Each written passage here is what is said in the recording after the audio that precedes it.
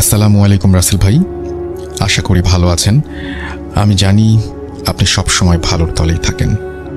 আমি প্রথমেই আপনাকে ধন্যবাদ জানাচ্ছি সব বাধা বিপত্তি কাটিয়ে আমাদের মাঝে নতুন রূপে ফিরে আসার জন্য। আমি ফেরদৌস হাসান মানিক, আমার বাড়ি পিরোজপুর জেলার নাজিরপুর উপজেলার শাখারীকাঠি ইউনিয়নের বুড়িখালী গ্রামে। তারপর তিনি তার ফোন নাম্বার শেয়ার করেছেন। এরপর তিনি বলছেন, আমি প্রথমেই অনুরোধ করছি রাসেল ভাই, আমার ঘটনাটি যদি প্রচারের জন্য বেছে নেন, আমাকে দয়া করে বিষয়টি আগে অবগত করবেন।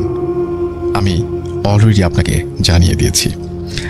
তারপর তিনি লিখছেন, রাসেল ভাই, আমি 2012 সাল থেকেই আমি বিভিন্ন সময় বিভিন্ন ঘটনা শুনি এবং তারপরে তিনি বিভিন্ন বর্ণনা দিয়েছেন এবং তারপরে তিনি লিখছেন, তখন সালটা সম্ভবত 2005, আমি তখন ক্লাস 3-তে। শীতের দিন, জানুয়ারি মাস হবে হয়তো, এবং প্রায় 15 বছর আগের কথা রাসেল ভাই। আমার গ্রাম্য অঞ্চলে তখন সেচের তেমন একটা প্রচলন হয়নি। প্রাকৃতিক নিয়মেই গ্রাম্য অঞ্চলে যারা চাষি তারা চাষবাস করতেন এবং ফসলে পানি দিতে হয় এই সময়, আপনি জানেন। এবং এই ফসলে পানি দেয়া একটা নিয়ম মেনে চলতে হয়, যেটাকে আমরা গ্রাম্য ভাষায় বলি গণ। গণটা হচ্ছে অমাবস্যা পূর্ণিমাকে কেন্দ্র করে। ঘটনাটি আমার গ্রামের নজর আলী নামের একজনকে নিয়ে, যিনি মোটামুটি চাষাবাদের সঙ্গে যুক্ত ছিলেন। বয়স আনুমানিক তখন 50 থেকে 55 বছর হবে। দিনের বেলায় গ্রামের খালে পানি পাওয়া না গেলেও অমাবস্যার গণে রাতে খালে পানি আসে, যা ছোট খাল কেটে খেতে উঠানো হয়। তিনি একদিন খেতে পানি উঠানোর জন্য ফজরের আজানের সময় ঘণ্টাখানেক আগে ক্ষেতের উদ্দেশ্যে রওনা হন। বাড়ি থেকে ক্ষেত বেশ খানিকটা দূরে। খাল পাড়ি দিতে ওপারে যেতে যেতে 10-15 মিনিট সময় লাগে। গ্রামের মেঠো পথ, চারিদিকে কুয়াশায় ভরা, হাতে আছে একটি হ্যারিকেন। তার এমন প্রায় অভ্যেস ছিল রাতে খেতে পানি দেওয়ার। তাই সাধারণত রাতে যেতেন খেতে পানি উঠিয়ে ক্ষেতের পাশে নামাজ পড়ে পায়রাকে আটকিয়ে তারপরে তিনি বাড়ি ফিরতেন সকালে। একদিন হঠাৎ রাতের বেলায় তিনি ক্ষেতের আইল, যেটাকে আমরা গ্রাম্য ভাষায় বলি, সেখানে হ্যারিকেনের আলোতে, আলোটা নিভে যাচ্ছিল, যেন তিনি ঠিক করছিলেন। হঠাৎ তিনি দেখলেন যে আলোটা যতবারই ঠিক করেন ততবারই সেটা বাতাসে নিভে যাচ্ছে, কিন্তু সেখানে কোনো বাতাস নেই। তিনি ভাবছিলেন হ্যারিকেনে হয়তো তেল শেষ। এমন 4-5 বার হবার পর তার ভুলটা ভেঙে গেল। হঠাৎ পেছন থেকে কে একজন গম্ভীর কণ্ঠে বলে ওঠে, নজর, কি করিস? তিনি নিচু অবস্থাতেই উত্তর দিলেন, দেখো না আমি কি করি। আবার একই কণ্ঠস্বর, একই প্রশ্ন ভেসে আসলো তার কানে। তিনি এবার বিরক্ত হয়ে পিছনে ফিরে তাকালেন, কেউ নেই। হ্যারিকেনটা নিভে গেল। তখন তার শরীরের মধ্যে হালকা ঝাঁকুনি দিলে ভয়ে তিনি তাড়াতাড়ি আইল ভেঙে বাড়ি চলে আসেন এবং বউকে পুরো ঘটনাটা খুলে বলেন। বউ বলল, হয়তো তোমার সঙ্গে কেউ মজা করেছে, অনেকেই তো আছে, হয়তো পাশের জমির কেউ হবেন উনি। পরের দিন আবার যথারীতি খেতে গেলেন, কিন্তু সেদিন তিনি আর ফিরলেন না। সকাল যায়, দুপুর আসে, তিনি আর বাড়ি ফিরছেন না। ক্ষেতের পাশেই ইলিয়াস নামে এক লোকের নার্সারি ছিল। উনি গাছে পানি দিতে উঠে হঠাৎ উচ্চ স্বরে চিৎকার দিয়েই অজ্ঞান হয়ে যান। তখন তার চিৎকার শুনে খালের ওপারে বাড়ির লোকজন তাকে ডাকাডাকি শুরু করে, কিন্তু কোনো উত্তর আসছিল না। তখন তার ছোট ভাই খেতে গিয়ে দেখলেন নজর আলীর লাশ, বিভৎস অবস্থা, তার মাথা কাদা মাটির ভেতরে ঢোকানো, ঘাড় ভাঙা অবস্থায়। গ্রামে ঘটনাটি পুরোপুরি জানাজানি হলে সবাই তার বাড়ি থেকে লোকজন নিয়ে এসে লাশটিকে নিয়ে যায় এবং দাফনের ব্যবস্থা করে। ইলিয়াসের সেদিন থেকে জ্বর, 4-5 দিন বিছানায়। ঘটনাটি এখানেই শেষ হলে ভালো হতো, কিন্তু এটা মহামারীর মতো রূপ নিচ্ছিল আস্তে আস্তে। তার কবরটা যেখানে দেয়া হয় বাড়ির পাশের বাগানে, সেই বাগানের পাড়েই ছিল গ্রামের রাস্তা। মরে যাবার 7 দিন পর ওই বাড়ির রুস্তম নামে একজন লোক বাজারে চায়ের দোকান বন্ধ করে ফিরতে ফিরতে রাত প্রায় 12টা বেজে গেছে। ওই দিন যখন সে বাগানের পথ ধরে বাড়ি ঢুকবে, তখনই হঠাৎ চোখে পড়ল কবরের দিকে। সে যা দেখল, সে দেখার জন্য প্রস্তুত ছিল না। সে দেখল সাদা একটা গরু টর্চের আলোয় স্পষ্ট দেখতে পাচ্ছিল কবরের পাশে দাঁড়িয়ে কি যেন খাচ্ছে। টর্চ দিয়ে দেখতে দেখতেই গরুটা উধাও হয়ে গেল। উনি মোটামুটি ভালোই ভয় পেয়ে যান এবং কোনো মতে বাড়িতে এসে জ্ঞান হারিয়ে ফেলেন। তারপর থেকে সন্ধ্যার আগেই বাড়ি ফিরতেন, কিন্তু আরেকদিন হঠাৎ তিনি বাথরুমে যাওয়ার সময় উঠলেন এবং টর্চ নিয়ে তিনি উঠানের কানায় যখন যান, তখন তিনি আবারও একটা অদ্ভুত দৃশ্য দেখেন এবং তাকে সেদিনও অজ্ঞান অবস্থায় ওই বাসার ওখানে পাওয়া যায়। লোকজন জানতে চাইলে তিনি বলেন, বাগান থেকে 10 ফুট উচ্চতা সাদা কাপড় পরা কেউ একজন আমাকে ডেকেছিল। তখন তিনি চিৎকার করার অনেক চেষ্টা করেন। এক পর্যায়ে তিনি সাদা কাপড় পরা ওই অবয়বটা তার কাছে আসতে দেখে, বিভৎস চেহারা দেখে জ্ঞান হারিয়ে ফেলেন। এরপর শুরু হয় কবরের পাশে রাস্তা দিয়ে চলাচলের সময় এই একই ঘটনা, শুধু একজনের সাথে নয়, একে একে সবার সাথে। আমার নিজের কাকাও একদিন প্রচণ্ড ভয় পান। অনেক রাতে বাড়ি ফিরতেন তিনি, এবং 5 মিনিটের পথ 2 ঘন্টায় শেষ হতো না, এবং তিনি অবাক হয়ে যেতেন। এই কবর ঘিরে এইরকম একের পর এক রহস্যজনক ঘটনা ঘটতেই থাকে। সেই রুস্তম আলীর জ্বর হবার পর আস্তে আস্তে কিছুদিন পর তিনি মারা যান। একদিন আমার পরীক্ষা চলাকালীন সময়ে কবরের পাশে থাকা সাঁকো পার হচ্ছিলাম। আমার পেছন দিকে বন্ধু খালে পড়ে যায় এবং মাথা কাদার ভেতরে ঢুকে যায়। পরে হুজুরকে দিয়ে কবর বন্ধ করে দেওয়া হয় এবং মিলাদ পড়িয়ে দিলে আস্তে আস্তে ঘটনাটা বন্ধ হয়ে যায়। এই ঘটনাটি একটি সত্যি ঘটনা, এবং এটি কবরকে কেন্দ্র করে। বিশ্বাস না হলে খোঁজ নিয়ে দেখতে পারেন, আমার ঠিকানা দেয়া আছে। যদি ভালো লাগে পড়ে শোনাবেন ঘটনাটি। পড়ে শোনালে আরও ঘটনা পাঠাতে উৎসাহী হব। আমি আপনাদের আবারও বলে দিচ্ছি, ঠিকানাটি আপনারা খোঁজ নিতে পারেন। যিনি লিখেছেন তিনি হচ্ছেন ফেরদৌস হাসান মানিক। তার বাড়ি পিরোজপুর জেলার নাজিরপুর উপজেলার শাখারিকাঠি ইউনিয়নের বুড়িখালী গ্রামে। যদি এই ঘটনার সত্যতা খুঁজে পান, আমিও অপেক্ষায় থাকলাম, আপনারা আমাকে জানিয়ে দেবেন। চলে যাচ্ছি আমাদের পরের ঘটনায়। Spirit, be here with me.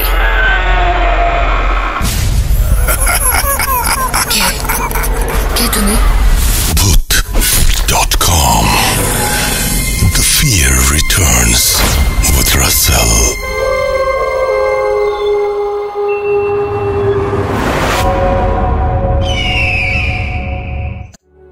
আমার সঙ্গে এই মুহূর্তে উপস্থিত আছেন হাফেজ মাইনুদ্দিন সাহেব, এবং তাকে আপনারা বিভিন্ন সমস্যার কথা জানান এবং তিনি সেটা সমাধান করেন অনেক সময়, এবং সেটা আমি চেষ্টা করব যে তার সাথে আপনাদের যোগাযোগও করিয়ে দিতে ফেসবুকের মাধ্যমে বা অন্য কোনো মাধ্যমে কোনো একদিন। কিন্তু মুশকিলটা হচ্ছে একটাই, সেটা হচ্ছে উনি ক্যামেরার সামনে কখনো আসতে চান না। এটা একটা ঝামেলা আর কি, বাট উনি ওনার মতন থাকেন, এবং আপনারা যদি কোনো ধরনের কোনো সাহায্য বা সহযোগিতা দরকার হয় সেটা আমি তাকে জানিয়ে দেবো, এবং তিনি হয়তো সেইভাবে আপনাকে হেল্প করার চেষ্টা করবেন। হাফেজ মাইনুদ্দিন সাহেব, আপনাকে অনেক অনেক অভিনন্দন এবং স্বাগত জানাচ্ছি আমাদের আজকের এপিসোডে। আশা করছি আপনি ভালো আছেন। আলহামদুলিল্লাহ। আচ্ছা, আজকে আপনি যে ঘটনাটি শেয়ার করবেন, এই ঘটনাটি কোথাকার ঘটনা, কিভাবে ঘটেছে, কোথায়? ঘটনাটা আমি যেটা শেয়ার করবো সেটা মুন্সিগঞ্জ। উনি প্রবাসী ছিলেন, প্রায় 10-12 বছরের বেশি বিদেশে থাকাকালীন ঢাকায় বাংলাদেশে আসলেন। ওনার গ্রামের বাড়িতে গেলেন। ওনার সাথে যে ঘটনাটা ঘটে গেছে প্রায় সপ্তাহখানেকের আগে দিয়ে উনি আমার কাছে আসলেন। তো উনি যখন নিজ বাড়িতে যান, গ্রামের বাড়িতে, তো সবাই তার ফ্রেন্ড সার্কেল যারা ছিল তারা সবাই মিলে একটু রাত্রেবেলাতেই একটু সবাই আলোচনা করতে লাগলো, আড্ডা দিতে লাগলো। তো এর প্রায় রাত 1:30 বেজে গেছে। তা বাজারের মধ্যে আলোচনা করতে করতে আড্ডা দিতে তো যখন উনি বাড়ি ফিরতেছিলেন, তো উনি বাড়ি ফেরার পথে উনি একা হয়ে গেলেন। সবাইকে যা যা বাড়িতে পৌঁছে দেওয়া হলো, কিন্তু উনি ওনার বাড়িতে যখন আসতেছিলেন, তো বাড়ি ফেরার পথে তার একটি খাল ছিল, পুকুর যেটা ছোটোখাটো। উনি ওই খালটা পার হবেন, সেই মুহূর্তে উনি আমাকে বললেন যেটা ওনাকে প্রথমে পেছন থেকে একটা ডাক দেওয়া হয়। সেই ডাকটা হচ্ছে, বলতেছে ভাইজান। তো উনি এইটা ভাবলেন যে হয়তো আমি তো গ্রামে আসলাম, হয়তো আমার পরিচিত কেউ হতে পারে। তো উনি পেছনের দিকে তাকালেন, দেখেন যে না, পেছনে কেউই নেই। তখন তার দৃষ্টি নাকি সেই খালের মধ্যে গেছে। তখন উনি দেখতে পেলেন যে কোনো দেহ গঠন নেই, শুধু মাথাটা বিশাল আকৃতির, আর 2টা হাতের কবজি, শুধু 2টা পাঞ্জা পানিতে ভেসে আছে, এবং মাথাটা যে ভেসে আছে সেটা বিশাল আকৃতির ভাবে। তার যে অবয়বটা, দেহ গঠনটা কিচ্ছু নেই, শুধু মাথা এবং 2টা হাতের কবজি পানির মধ্যে ভেসে আছে। ওটা দেখার সাথে সাথে উনি খুব ভয় পেলেন, এবং সেখানে উনি দ্রুত সেই জায়গাটা ত্যাগ করে উনি বাড়িতে গেলেন। তো বাসায় যে কাউকে কিছু বলবেন বা কাউকে কিছু জানাবেন সেটা তার ছিল না, সবাই ঘুমিয়েছিল। তো উনিও নিজ মনে দোয়া পড়ে বিছানায় ঘুমাতে গেলেন। যখন উনি ঘুমাতে গেলেন তো গ্রামে এখনো শীত পর্যন্ত আছে। তো উনি বললেন যখন আমি এটা গায়ের মধ্যে কম্বল নিয়ে উঠলাম, ঠিক 5টা মিনিট আমি পুরোপুরি ঘুমাতে পারিনি। 5 মিনিট পর সেই কম্বল আমার কাছ মাথার থেকে সরিয়ে বলতেছে ভাইজান। তো আমি আবার উঠলাম, চোখটা খুলে দেখলাম, বলে আমি অন্ধকার তো ছিল, কিন্তু যেটা আমার চোখে ভেসে আসলো পানির মধ্যে আমি যা দেখে আসছি 2টা হাতের কবজি এবং বিশাল আকৃতির যে মাথাটা, সেই বিকৃত চেহারাটা। আমার মাথার থেকে কম্বলটা সরানোর পর, মুখ থেকে কম্বলটা সরানোর পর এই কম্বলটা কিন্তু নিচ থেকে সরে গেল, উনি সরেনি। উনি বলতেছে আমার কম্বলটা নিচ থেকে সরিয়ে আমাকে ডাক দিতেছে ভাইজান। তখন আমি আমার চোখ খুলে তাকিয়ে দেখি ঠিক ওই রকম, ঠিক ভাসমান অবস্থায় 2টা হাত এবং সেই চেহারাটা, বিকৃত চেহারাটা দেখা যাচ্ছে।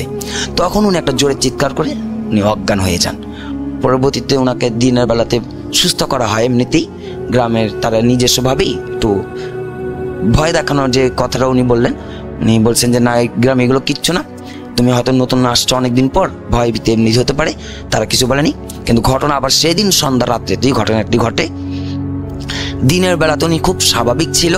সবাই যখন ওনাকে বুঝালো যে এটা কোনো কিছুই না, তুমি হয়তো অনেক শুনছো গ্রামের বিষয়ে, স্বাভাবিক নিয়ে নাও, তো উনি দিনে সম্পূর্ণ সব কিছু তার ভালো ছিল এবং ঘুরতেও গিয়ে আসছে। সন্ধ্যার পরবর্তীতে ওনার শরীরটা খুব দুর্বল হয়ে পড়ে এবং উনি বলে যে আজকে আমি বাইরে যাব না, আমি সন্ধ্যার দিকে ঘুমিয়ে পড়বো। তো উনি বলতে লাগলেন যে আমি যখন ঘুমাতে গেলাম সন্ধ্যা মানে রাত 8টা বেজে গেছিল, রাত 8টার দিকে উনি ওনার বেডরুমে যখন যাবেন, উনি বেডরুমে দেখতে পাইতেছেন যে কেউ ঘুমিয়ে আছে। উনি আওয়াজ দিলেন যে কে ঘুমাইতেছে, একটু আমাকে উঠো, আমি ঘুমাবো। ওনার আম্মুকে বা কাউকে নাকি জানাতে লাগলেন যে আমার বেডরুমে কে ঘুমিয়ে আছে, তুলতে বলো, আমি ঘুমাবো। তো সবাই বললো যে না, ওই ঘরেতে কেউ নেই, তুমি ভুল দেখতেছো, তুমি যা ঘুমাতে পারো, ওখানে কেউ নেই। পরবর্তীতে উনি ওনার বেডরুমে যখন গেলেন, যখন সেই তার চাদর জড়ানো ছিল, চাদরটা সরালেন, ঠিক ওই অবয়বটা মানে আকৃতির বিকৃত চেহারাটা আর 2টা হাত তার বালিশের মধ্যে ওইভাবে রাখা, এবং সেইখানেও ওই একই শব্দ তার পেছন থেকে আসলো। সামনে তো উনি শুয়ে আছে, যে বিকৃত চেহারাটা এবং হাতের কবজিটা, দেহ গঠন নেই, কোনো বডি নেই, আর পেছন থেকে আবার সেই একটা শব্দ আসছে ভাইজান। তখন তিনি ওইখানে খুব অজ্ঞান হয়ে পড়ে। পরবর্তীতে তাকে যখন অন্যান্য হুজুরকে দেখানো হয়েছিল, সবাই বললো উনি বিদেশ থেকে আসছে, তো ওনাকে আপনার আত্মীয় স্বজন না কুফরি জাদু টোনা করেছে, বান মারছে, এই করছে সেই করছে না। পরবর্তীতে আমার কাছে আসলো, ওনাকে জিন ধরছে, সেটা নিমতলি যে একটা এলাকা আছে, খুব ভয়ঙ্কর জিন, সেই তাকে জিনে আসর করা। পরবর্তীতে আলহামদুলিল্লাহ আমাদের এখানে আসার পরে ঠিকঠাক করে দেওয়া হয়েছে। এখন আজকে আমাকে বলা হয়েছিল যে মাঝে সাঝে শুধু ওই কথাটাই শুধু উনি কাঁধে আসে, কিন্তু চেহারা আর এবং হাতের কবজিটা দেখতে পারতেছে না। বললো যে আমি এইগুলো এখন দেখি না, কিন্তু ভয় ভয় লাগে, আর শুধু কানের মধ্যে শব্দটাই আমার আসে, ভাইজান ভাইজান বলে ডাকতে থাকে। তা আমি আজকে ফোন করে বলেছিলাম আচ্ছা আর হবে না, ঠিক হয়ে যাবে সবকিছু ভাইয়া। ওকে, আচ্ছা, আমার মনে পড়ে না যে আমি আপনাকে ওখানে এই প্রশ্নটা করেছি কিনা। আপনি অনেক মানুষের ভয় যারা পায় তাদের সমাধান করে দেন এবং অনেক মানুষের ভয় ভাঙান। এরকম কখনো হয়েছে যে আপনি কোনো একটা কারণে আপনি কখনো ভয় পেয়েছেন? এরকম আছে?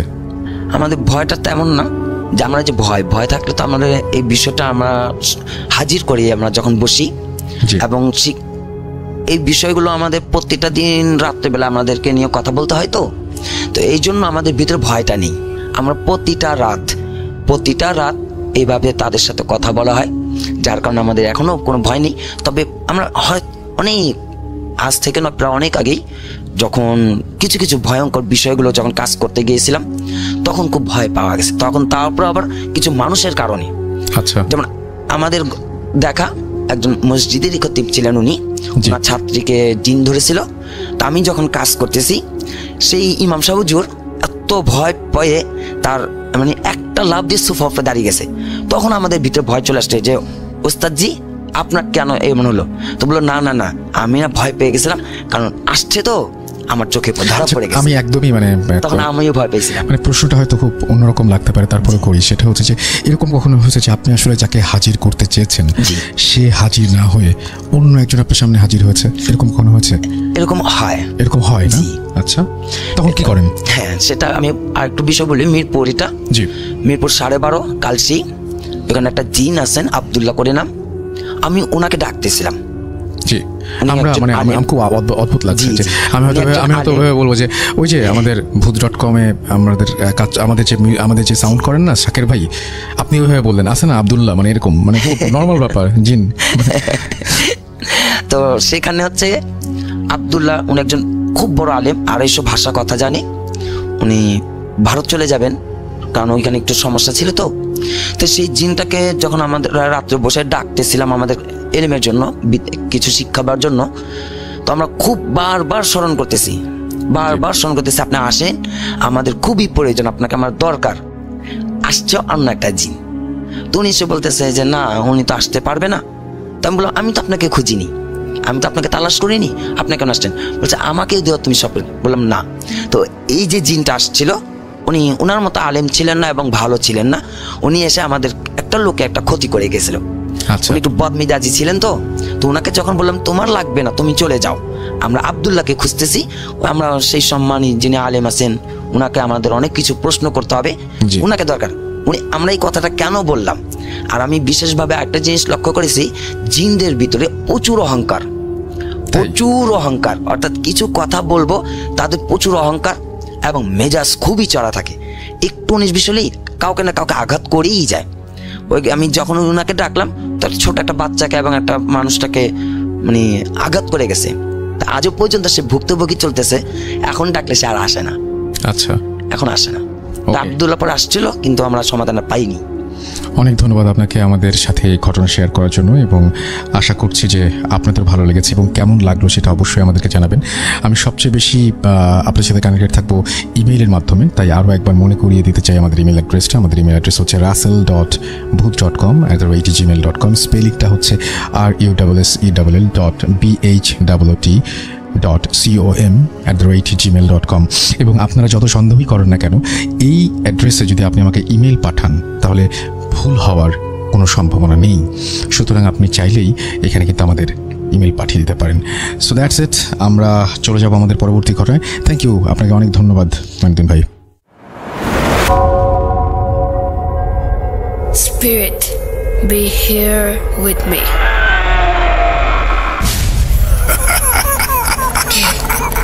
¿Qué tú ni?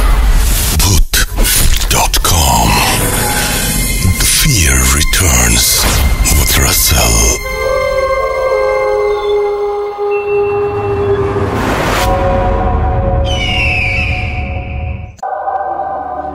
আরও একবার আপনাদের সবাইকে স্বাগত জানাচ্ছি। আমি রাসেল, শুনছেন ভূত.com, এবং এই মুহূর্তে আমার সঙ্গে উপস্থিত আছেন আমাদের আজকের অতিথি। আর তার একটা ঘটনা তো আপনাদের অবশ্যই শোনাবো, তবে তার আগে যেটা জানাতে চাই সেটা হচ্ছে আমাদের ইমেল অ্যাড্রেসটা আরও একবার মনে করিয়ে দিতে চাই। আমাদের ইমেল অ্যাড্রেস হচ্ছে russell.booth.com@gmail.com।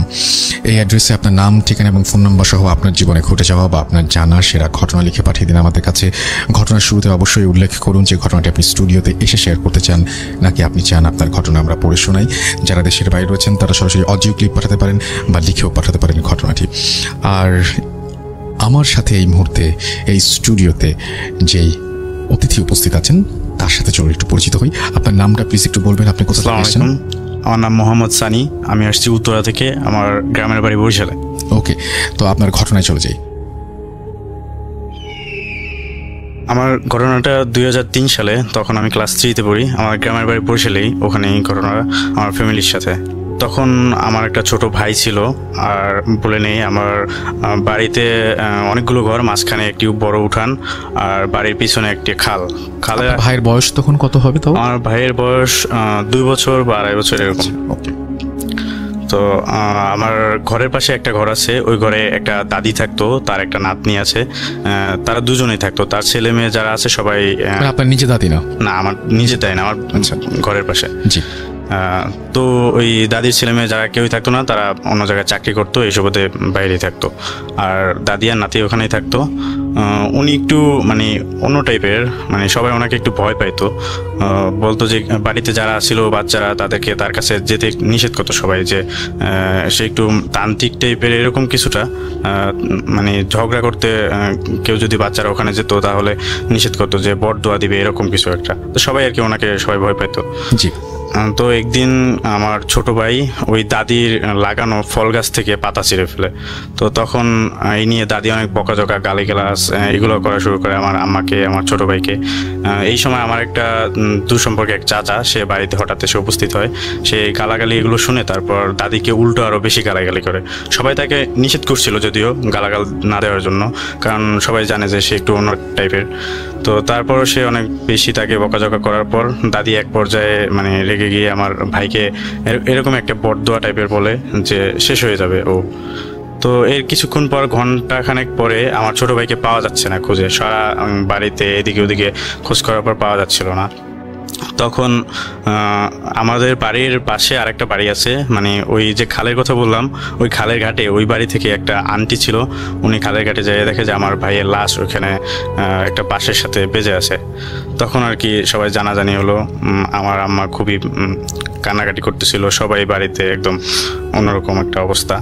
আমার ভাইকে দাফন টাফন করা হলো। এরপরের দিন আমার এক ফুফা আমাদের ঘরে ঘুমাচ্ছিল। তখন রাত্র 2টা-1টার দিকে সে ওয়াশরুমে যাওয়ার জন্য আমাদের ঘরের পিছনে যেখানে খাল ছিল, খালের একটু আগে আমাদের পাখির ঘর, ওখানে বসে মানে ওয়াশরুমে ওখানে গিয়েছিল।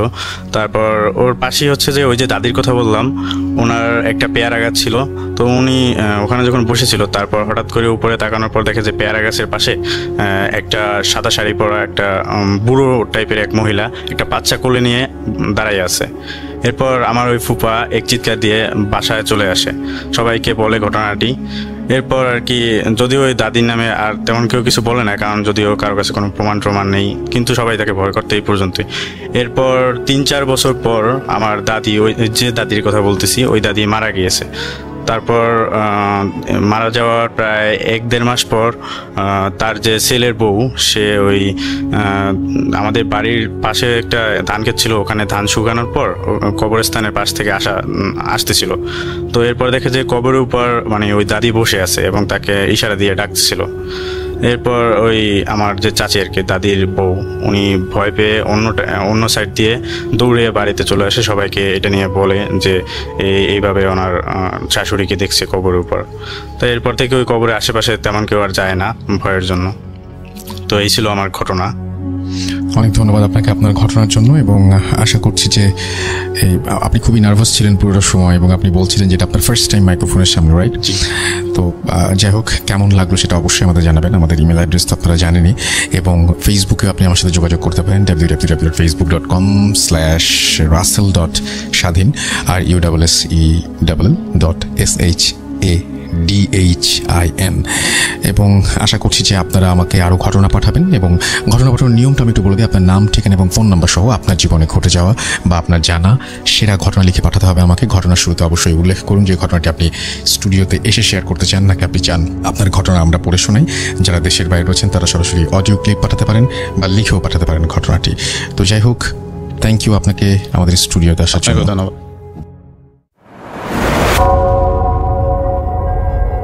Spirit, be here with me.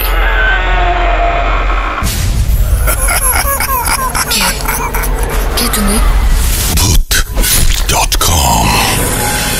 The fear returns with Russell.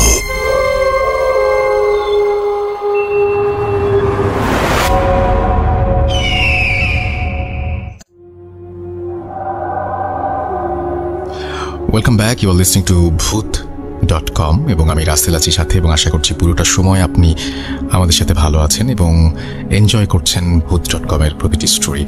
আমি এখন যেটা করব সেটা হচ্ছে আমাদের সঙ্গে আরও একজন নতুন অতিথি আছেন, তাকে আপনাদের সাথে পরিচয় করিয়ে দেবো। আপনার নামটা প্লিজ একটু বলবেন, কোথা থেকে এসেছেন সেটা কাইন্ডলি একটু বলবেন। ধন্যবাদ রাসেল ভাই, আমি মোহাম্মদ শাহিদ হোসেন হৃদয়, ধানমন্ডি থেকে এসেছি। আপনাকে অনেক ধন্যবাদ, এবং সেই সাথে আপনাকে আমন্ত্রণ জানাচ্ছি আমাদের Bhoot.com-এ। আমি শুরুতে একটু জানিয়ে দিই যে যেমন উনি ধানমন্ডি থেকে এসেছেন, আমি শুধু ধানমন্ডি বলবো না, পুরো বাংলাদেশ, পুরো পৃথিবী যে প্রান্তেই আপনি থাকেন না কেন, আপনি কিন্তু কানেক্টেড থাকতে পারেন Bhoot.com-এর সাথে। কিভাবে? আপনার ঘটনা পাঠিয়ে এবং আমাদের ফেসবুক পেজে আপনি যে কোনো সময় ভিজিট করতে পারেন, আমাদের সাথে ইমেইলে কানেক্টেড থাকতে পারেন। আপনার ঘটনা পাঠাতে আমাদের ইমেল অ্যাড্রেসটা মনে রাখুন।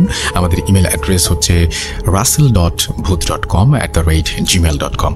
এখানে আপনার নাম, ঠিকানা এবং ফোন নম্বর সহ আপনার জীবনে ঘটে যাওয়া সেরা ঘটনা লিখে পাঠিয়ে দিন আমাদের কাছে, বা আপনার জানা সেরা ঘটনা লিখে পাঠিয়ে দিন আমাদের কাছে।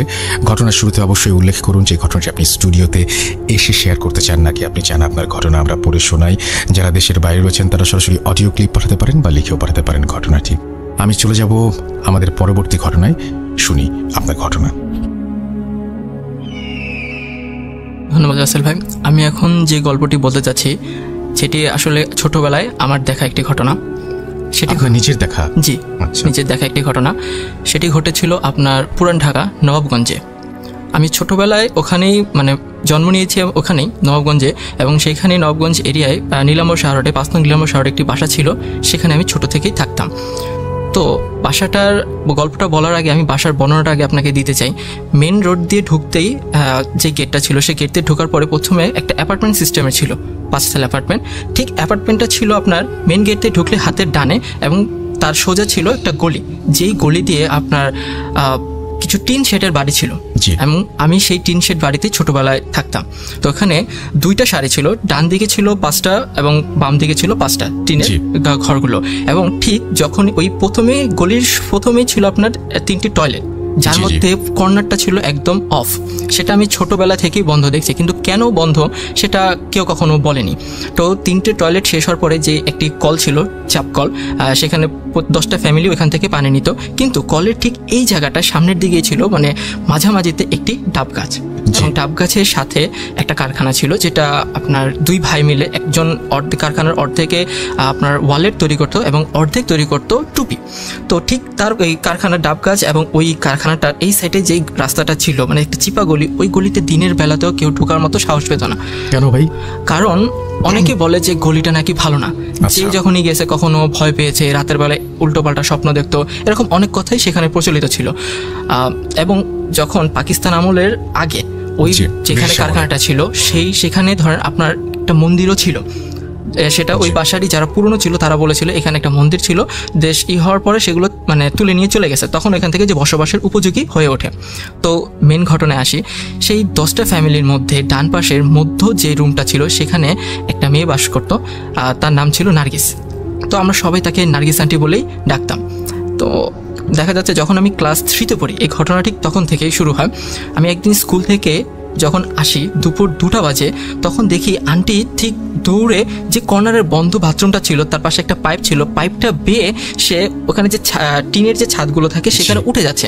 তো আমি প্রথমে একটু ভয় পেলাম, কি ব্যাপার, উনি উঠে যাচ্ছে আর এভাবে বেয়ে বেয়ে কীভাবে উঠে যাচ্ছে? পাইপটা উঠতে গেলেও কিন্তু একটু ধরে সেভাবে উঠতে হয়, বা এক পা টয়লেটের গেটের এখানে পাড়া লেখে একটা সাপোর্ট দরকার পড়ে, বাট তিনি এমনি এমনি উঠে যাচ্ছেন। তখন আমার না খুব ভয় লাগলো, কারণ তখন আমি এমনি ছোট, দেখলেই খুব গা শিরশির করে ওঠে। তো ঠিক সেখানে যে কারখানার 2জন ছিল, 2 ভাই, তারা খুবই শক্তিশালী ছিল। তো তারা তাকে টেনে নামানোর চেষ্টা করছে, বাট পারতেছে না। তো 3-4 জন মিলে দেখলাম তাকে টেনে ধরে নিয়ে যাচ্ছে, কিন্তু কেউ তার শক্তিতে কুলিয়ে উঠতে পারছে না। তো জিনিসটা খুব ভয়, সবাই বাড়ির জড়সড় হয়ে গেল, এবং সে এমনভাবে চিৎকার দিচ্ছে, মনে হচ্ছে চিৎকারটা তিনি দিচ্ছেন না। মানে আমি যদি কোনো কথা বলি, আমার পিছন থেকে কেউ যদি আপনার করে সাউন্ড করে, ঠিক সাউন্ডটা ঠিক এইরকম মনে হচ্ছে, একটা অন্যরকম আর্তনাদ চিৎকারের সাথে। তো তখনই আমার আম্মু আমাকে দেখে ধরে নিয়ে বললো যে তুমি রুমের মধ্যে ঢোকো। আমি রুমের মধ্যে ঢুকে গেলাম। তো তাকে নিয়ে রুমের মধ্যে বেঁধে রাখা হলো একটা দড়ি দিয়ে, এবার দড়িটাও পর্যন্ত ছিঁড়ে গেল, এতটুকু তার গায়ে শক্তি। বাসার সবাই খুব ভয় পাচ্ছে, কি হচ্ছে। তো দড়ি ছিঁড়ে 2-3 জনকে ধাক্কা দিয়ে সে আবার বের হয়ে যায়, এবং আবার বের হয়ে ঠিক যে বাথরুমের উপর দিয়ে ছাদে উঠে যেতে লাগলো। তখন যে পারছে সবাই তাকে ধরে টরে নিয়ে এসে পাশের রুম থেকে একটা শিকল ছিল, যেটা কোরবানির সময় ওই 2 ভাই মিলে গরুটাকে আটকে রাখতো যাতে চুরি টুরি না হয়ে যায়। তো তারা ওইটা দিয়ে তাকে বেঁধে রাখলো, দড়ি ইউজ করলো, সব কিছু দিয়ে বেঁধে রেখে করে দিল। ঠিক বিকালবেলা পাশের একটা মসজিদ থেকে একজন ইমাম সাহেবকে আনা হলো। তো ইমাম সাহেব যখন আসলো, এসে বললো যে আমি যখন রুমের মধ্যে ঢুকবো, ঠিক একজন শক্তিশালী লোক আমার সাথে থাকবেন তাকে ধরার জন্য, একজনের বেশি থাকবেন না।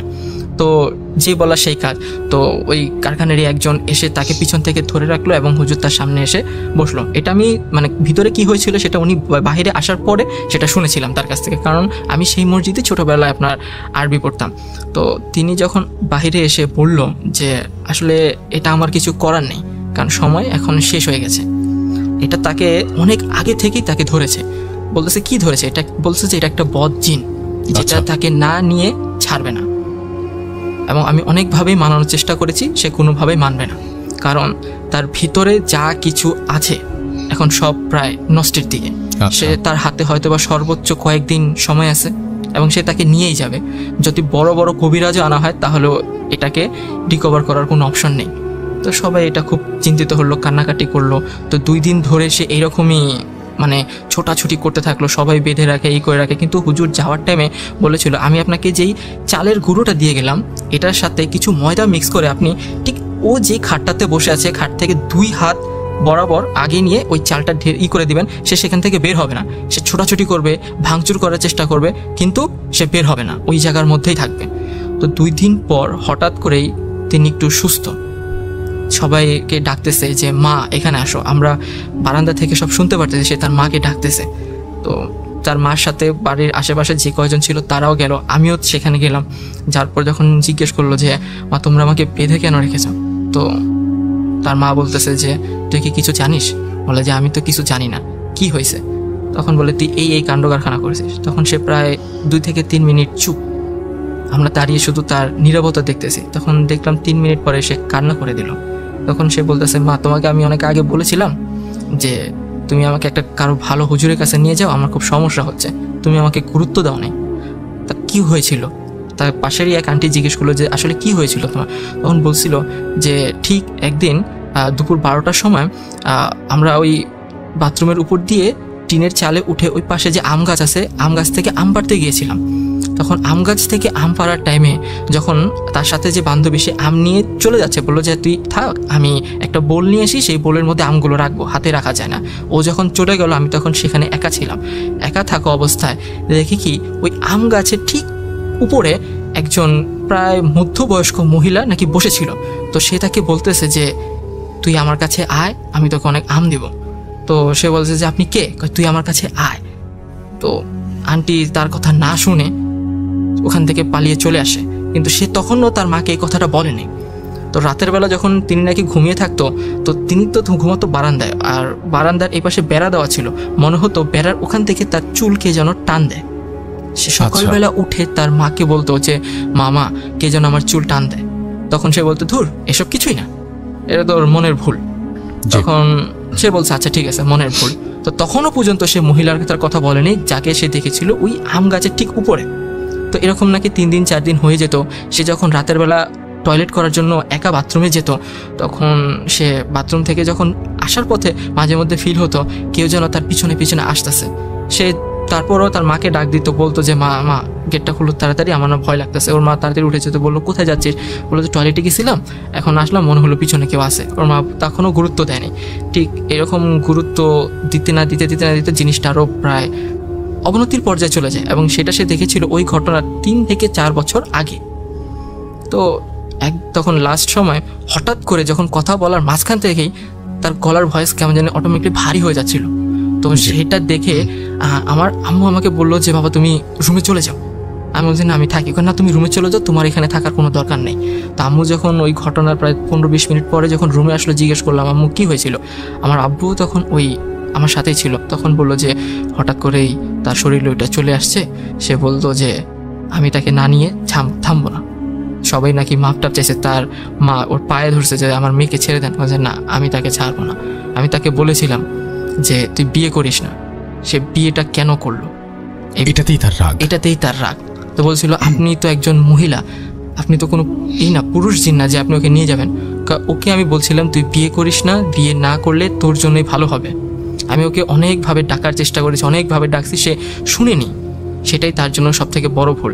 আর তাকে বলেছিলাম যে তুই দুপুরবেলা কখনো ছাদে উঠবি না। সে আমার কথা শুনেনি। এখন আমার আর কিছু করার নাই। তো ঠিক তার 2 থেকে 3 ঘন্টা পরেই আমরা কান্নার আওয়াজ শুনতে পেলাম। যখন সবাই দৌড়ে এখানে গেলাম ততক্ষণে দেখি আন্টি আর বেঁচে নেই। এটাই ছিল আপনার ঘটনা? এটাই ছিল আমার ঘটনা। যাই হোক, চমৎকার ঘটনা শোনালেন আমাদেরকে, এবং এই জন্য আপনাকে অনেক অনেক অনেক অনেক ধন্যবাদ। আশা করছি যে আপনাদের এই ঘটনাটি ভালো লেগেছে। যদি আপনাদের কাছে এরকম ঘটনা থাকে তাহলে আমার কাছে অবশ্যই পাঠিয়ে দেবেন, এবং আমাদের ফেসবুক পেজ অবশ্যই ভিজিট করতে ভুলবেন না। আমাদের ভূত.com-এর ফেসবুক পেজ যেমন রয়েছে, ভূত.com-এর গ্রুপও রয়েছে, যেখানে আমি সরাসরি আপনাদের সাথে কমিউনিকেট করব এবং আমার সাথে আপনি কথা বলতে পারবেন এবং যে কোনো ইনফরমেশন আপনি আমাদেরকে যেমন জানাতে পারবেন, আমার কাছ থেকে জানতেও পারবেন। আর আমাদের ইমেল অ্যাড্রেসটা সবসময় মনে রাখবেন, which is the most important thing, যেটা হচ্ছে যে আপনার এটা মনে রাখলেই চলবে। আমাকে পাওয়ার সবচেয়ে সহজ উপায় এটা আমি বলবো, আর সেটি হচ্ছে russell.booth.com@gmail.com।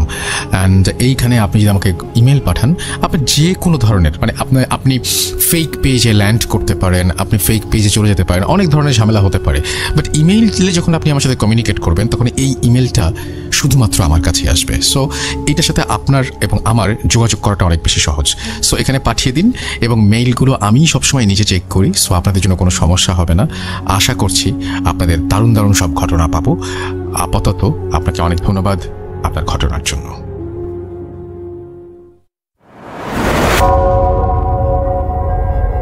Spirit, be here with me.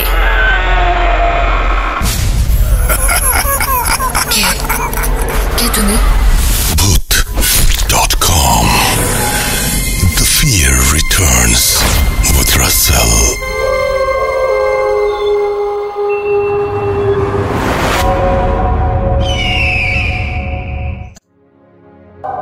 Welcome back. আপনাদের সবাইকে আরও একবার স্বাগত জানাচ্ছি। আমি রাসেল, শুনছেন ভূত.com এবং ভূত.com-এ আমাদের সঙ্গে এই মুহূর্তে আছেন আফনান ভাই।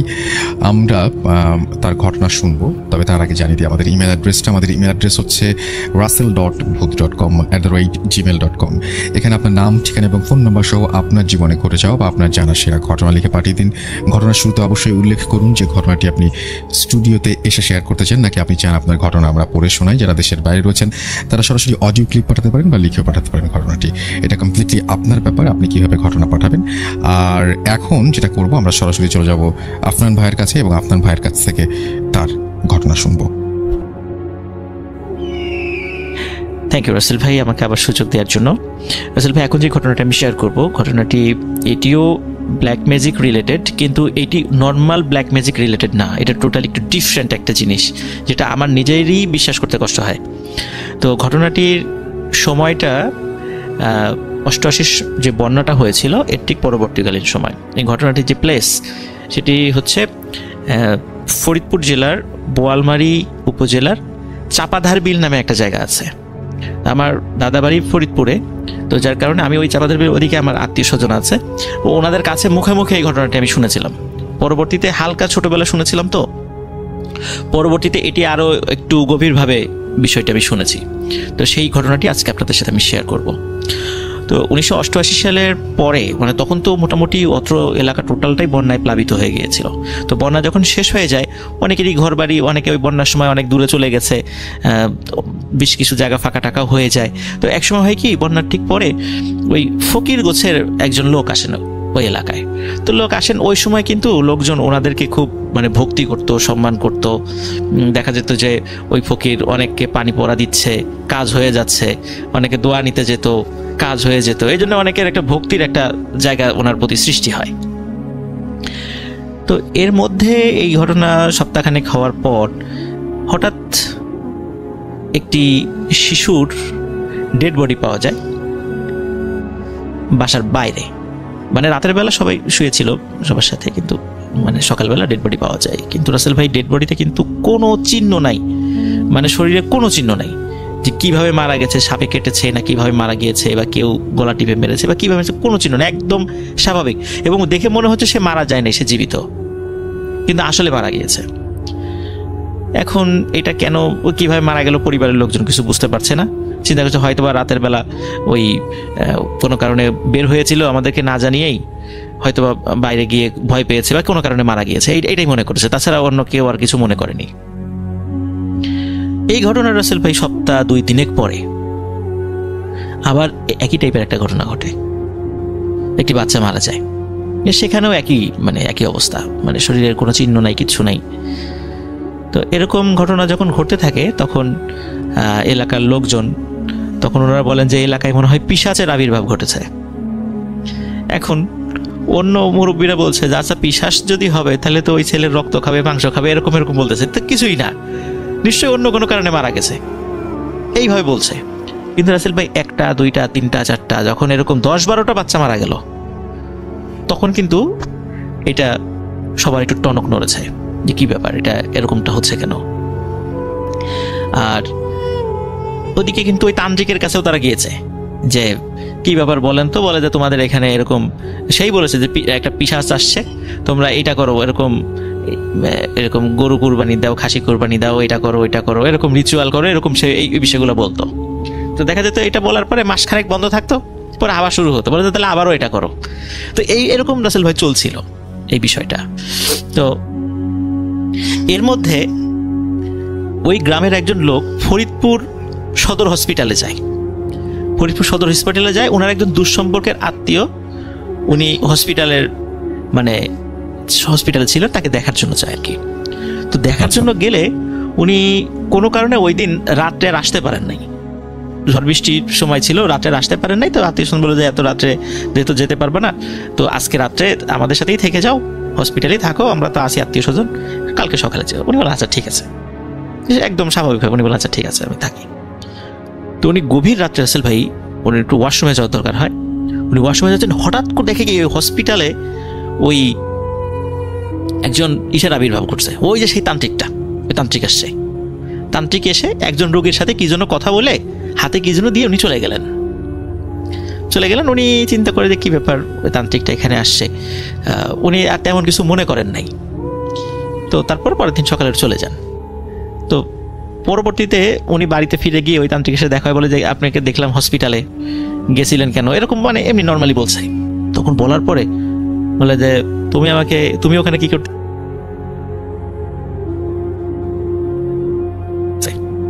এতে করে ওনার মনে একটা সন্দেহ জাগে, কি ব্যাপার। আমি স্বাভাবিকভাবে বলতে পারতো যে গেছিলাম একটা কাজে, বা কোনো আত্মীয় স্বজন ছিল, বা কোনো রোগী দেখতে গিয়েছি, এটা বলতে পারতো। উনি আমাকে পাল্টা এত কোশ্চেন করে কেন, এটা ওনার মনের মধ্যে সন্দেহ যায়, কিন্তু উনি আর এগুলো নিয়ে আর বেশি ঘাটাঘাটি করেন নাই। ওনারও কিন্তু রাসেল ভাই একটা বাচ্চা ছিল। তো একদিন রাত্রেবেলা শুয়ে আছে, হঠাৎ করে ওনার বাচ্চা ওনাকে বলছে যে বাবা আমাকে বাইরে কে যেন ডাকছে। বলে কে ডাকে? আমার বন্ধু ডাকতেছে। বন্ধু? এত রাত্রেবেলা তোমার বাচ্চা মানুষ, সে কি এত, তার বাসা কোথায়, এখন এত রাত্রেবেলা সে তোমাকে ডাকবে নাকি?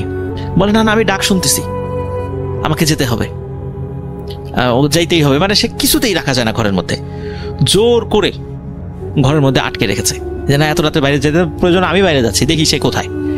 এখন উনি নিজেই দরজা খুলে বাইরে বের হয়ে কাউকে উনি পান না। তখন উনি চিন্তা করেন যে এই নিশ্চয়ই ওই হয়তো বা প্যারানর্মাল কিছু ডাকাডাকি করছে, কিন্তু ওনারা কোনো ডাক শোনেন নাই। প্রথম রাত্রে এরকম হয়, দ্বিতীয় রাত্রে রাসেল ভাই আবার ওই বাচ্চা বলে যে আমাকে ডাকতেছে। তখন বলে যে না বাইরে কেউ ডাকে না, আমরা কেউ কোনো ডাক শুনি না। বলে না ডাকতেছে, আমি বাইরে যাবোই। কিছুতেই ধরে রাখা যায় না, উনি নিজেই আবার বাইরে গিয়েছে হারিকেন নিয়ে। ওই সময় তো গ্রামের লোক টর্চ লাইট ওরকম ছিল না, হারিকেন নিয়ে গিয়েছে, কিন্তু বাইরে কাউকে দেখে না। তখন থার্ড ডে, তখন ওই দিন রাতের বেলা হঠাৎ করে ওই ঘুম থেকে উঠে দেখে ওনার বাচ্চা পাশে নেই, দরজা খোলা। ওনারা তাড়াতাড়ি করে হারিকেন নিয়ে বের হয়ে বাড়ির থেকে একটু বাইরে গিয়ে দেখে ওনার বাচ্চা পড়ে আছে মাটির উপরে, এবং ঠিক অন্যান্য বাচ্চা যেভাবে মারা গিয়েছিল ঠিক একই রকম ভাবে সেও মারা গিয়েছে। তখন উনি পরের দিন গ্রামে বলেন যে আমার বাচ্চা মারা গেছে, তো গত 2 দিন এই ধরনের ঘটনা ঘটেছে, যে কে যেন ডাকে রাতের বেলা। বলে তার ফ্রেন্ড বা তার বন্ধু ডাকে, স্কুলের প্রাইমারি স্কুলের বন্ধু ডাকে। তখন কে হইতে পারে, তার সব প্রাইমারি স্কুলের বন্ধুদেরকে বলে না আমরা তো কেউ এরকম ডাক দেয় না, রাতের বেলা যাওয়ার তো প্রশ্নই আসে না, দিনের বেলায় তো যাই না বা খুব কম যাই, রাতের বেলা তো কোনো প্রশ্নই আসে না। এরপর রাসেল ভাই গ্রামের লোকজন যখন একটু সতর্ক হয়ে গেল, তখন অনেকেই রাত্রেবেলায় নিশি ডাক শুনতো এবং বাচ্চাদেরকে বাইরে যেতে দিত না, বলতো বাচ্চারা বাইরে গেলেই মারা যাবে। কিন্তু কেন, মানে এই ঘটনাটা কেন ঘটছে এটা কেউ জানতো না, এইটা কেউ রহস্য উদ্ঘাটন করতে পারে নাই। একদিন ওই যে যিনি মানে হসপিটালে একজনকে দেখতে গিয়েছিলেন, দেখতে গিয়ে তান্ত্রিককে দেখেছিলেন, তো ওনার যে আত্মীয় অসুস্থ ছিলেন সেই আত্মীয়র বাড়িতে গিয়েছে। আত্মীয়র বাড়িতে যাওয়ার পরে সুস্থ হয়ে গেছে, বিভিন্ন কথাটা হচ্ছে, কথার একটা পর্যায়ে ওনার আত্মীয় বলে বলেন যে আমার পাশের বেডে না, মানে পাশের রুমের বেডে একজন খুব মানে অসুস্থ রোগী ছিল, তো ডাক্তার বলেছে তার বাঁচার আশা শেষ। এমনি বয়স্ক মানুষ, হঠাৎ রাতারাতি সে সুস্থ। তো অদ্ভুত ব্যাপার, ডাক্তাররাও অবাক যে এরকম হঠাৎ রাতারাতি সুস্থ হয়ে গেল, সে সুস্থ হয়ে বাড়ি চলে গেছে। তাই নাকি? তখন উনি চিন্তা করতেছে কি ব্যাপার, পাশের বেডে আমি তো এরকম তান্ত্রিককে আশা দেখেছিলাম, তান্ত্রিককে কোনো হয়তো বা তাবিজ তাবজ হয়তো বা করতে পারে, এই জন্য সে সুস্থ হয়ে গেছে, উনি এই বিষয়টা মনে করেছেন। কিন্তু ওনার মনে সন্দেহ যায় নাই, কারণ ওনার বাচ্চা মারা গেছে, ওনার মনে সন্দেহ যায় নাই। তো উনি হসপিটালে গিয়ে, একটু শিক্ষিত লোক ছিল উনি, ওনার ক্লাস 8 পর্যন্ত পড়ছিল আর কি, হসপিটালে গিয়ে উনি বলছিলেন যে অমুক অমুক সময় এই বেডে কে ভর্তি ছিল, তার একটু ঠিকানা দিতে পারবেন? তো হসপিটালের যারা আয়া বা অন্য যারা ছিলেন ওয়ার্ড বয়, তাদের কাছ থেকে ওই লেজার বই দেখে ওই ঠিকানা সংগ্রহ করেছে। ঠিকানা সংগ্রহ করার পরে তার সাথে যে দেখা করেছে, বলে যে আপনি সুস্থ হয়ে গেলেন, কি দেখুন কিছুতে বলতে চান না, কিছু একটা বিষয় লুকাতে চান উনি। তখন বলে যে আপনি কি কেন শুনতে চাচ্ছেন? বলে যে আমার একজন লোক অসুস্থ, আমি একটু শুনতে চাচ্ছি আপনি কীভাবে সুস্থ হলেন, মানে কেমনে এটা সম্ভব হলো? তখন বলে যে অমুক গ্রামে একটা মানে কবিরাজ টাইপের আছে, উনি একটা পানি পড়া দিবেন, আপনি সুস্থ হয়ে যাবেন। তখন বলে যে কোন গ্রামের নাম বললেন? দেখে কি যে এইটা সেই চাপাদার বিলের ওই গ্রামটা। তখন উনি খুব অবাক, উনি আর কিছু বলেন না, বলে আচ্ছা ঠিক আছে আমি তার কাছে যাব। তো রাসেল ভাই, এরপরে ঘটনা যেটি জানা যায় এবং এটা হাতে নাতে ধরা পড়ে উনি, সেটা হলো উনি রাতের বেলা ওনার কিছু পোষা মানে বন্দি করা কিছু জিনদেরকে দিয়ে বিভিন্ন বাচ্চাদেরকে মানে তার পরিচিত লোকদেরকে দিয়ে ডাক দেয়াতেন। এটা ওই এলাকায় নিশি ডাক বলে। তো ওই বাচ্চারা যখন বের হয়ে আসতো, ওই ডাকটা শুধু বাচ্চারাই শুনতো, অন্য কেউ শুনতো না। তখন যখন বের হয়ে আসতো, সব দিনে কিন্তু না, ওই মানে আপনার অমাবস্যা পূর্ণিমা কিছু তিথি হিসাব করে করে, তখন ওই বাচ্চারা বের হয়ে আসার পরে নাকি উনি ওই বাচ্চার কাছে গিয়ে মাথায় হাত রাখতেন, হাত রাখার সাথে সাথে ওই বাচ্চা মারা যেত। ভয়ঙ্কর ব্যাপার তো এটা, সাথে সাথে মারা যেত। এবং বলা হয়তো যে ওই হাতটা রাখার পরে ওই হাতটা নিয়ে মানে আবার একটা মানে এটা মাটির একটা পাত্রর মতো, ওর ভিতরে পানি থাকতো, ওই হাতটা ওই পানির মধ্যে উনি চুবাইয়ে দিতেন এবং ওই পানিটাই রাসেল ভাই বিভিন্ন লোককে উনি খাওয়াতেন এবং ওই পানিটা খাওয়ার পরে সুস্থ হয়ে যেত লোককে। এখন তাকে যখন ধরা হয়েছে যে তুমি এটা কাজটা কেন করো, তখন সে বলে যে বাচ্চাদের তো অনেক হায়াত থাকে, আমি ওদের আত্মাটা বের করে নিয়ে আসি এবং এইটা ট্রান্সফার করি এইভাবে, এই প্রক্রিয়াতে। তো পরে লোকজন এতটা ক্ষিপ্ত হয়, মানে গ্রামের লোক তো মানে খুব আবেগী, তো ওনারা এতটা ক্ষিপ্ত হন যে ওনাকে ওই বাঁশ দিয়ে পিটিয়ে মেরে ফেলেন ওই তান্ত্রিককে, মানে এতটা, কারণ অনেক লোক মারা গেছে তো এখানে। তো এরপর থেকে রাসেল ভাই ওই ওনার মৃত্যুর পরে ওই নিশি ডাক ওইখানে কেউ শোনা যায় আর কখনো শোনা যায় নাই। এবং বাচ্চা ওই যে অস্বাভাবিক যে মৃত্যুর কথা বলছেন সেরকম কোনো না, উনি ওই তান্ত্রিকের মৃত্যুর পরে ধরনের কোনো শোনা যায় নাই। আর রাসেল ভাই এই ঘটনাগুলো বিশ্বাস করা কিন্তু একটু কঠিন, যে আসলে আমি এতক্ষণ ধরে ঠিক এই জিনিসটাই চিন্তা করছিলাম, হ্যাঁ, যে এটা আসলে হয় কিভাবে। কিন্তু আমি রাসেল ভাই ঘটনাটা পরবর্তীতে অ্যানালাইসিস করেছি যে এটা কিন্তু ভারতে এই ধরনের ঘটনার নজির আছে। আমি পরবর্তীতে এটা নিয়ে অ্যানালাইসিস, ভারতে এই ধরনের নজির আছে।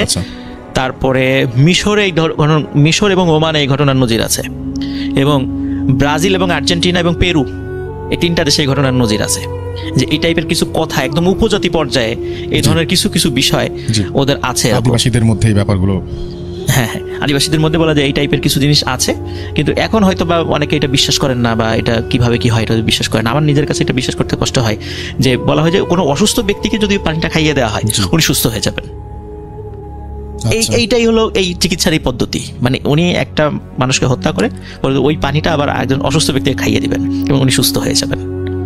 তো এই পদ্ধতিটা, এটার নাম আমি জানি না রাসেল ভাই এটা কি পদ্ধতি, আমি নাম উচিত না একদম বলতে পারি না এটা মানে আসলে, কারণ কি দেখা যাচ্ছে ওই তান্ত্রিককে কেউ বলেন সুস্থ করতে, তান্ত্রিক তার মতো করে একটা পানি পড়া নিয়ে আসে, কিন্তু উনি তান্ত্রিক যে কিভাবে পানি নিয়ে আসছে এটা কিন্তু ওই রোগীরা জানে না। তো যার কারণে এই বিষয়টা গোপনই ছিল, কিন্তু পরবর্তীতে তান্ত্রিক স্বীকার করেন, স্বীকার করে লোকজন ক্ষিপ্ত হয়ে তাকে মানে গণপিটুনিতেই মানে উনি মারা যান আর কি। এটা ছিল রাসেল ভাই। আপনাকে অনেক ধন্যবাদ আপনার ঘটনার জন্য এবং ভূত.com-এ আসার জন্য আপনাকে অনেক ধন্যবাদ। আপনাকেও রাসেল ভাই অসংখ্য ধন্যবাদ।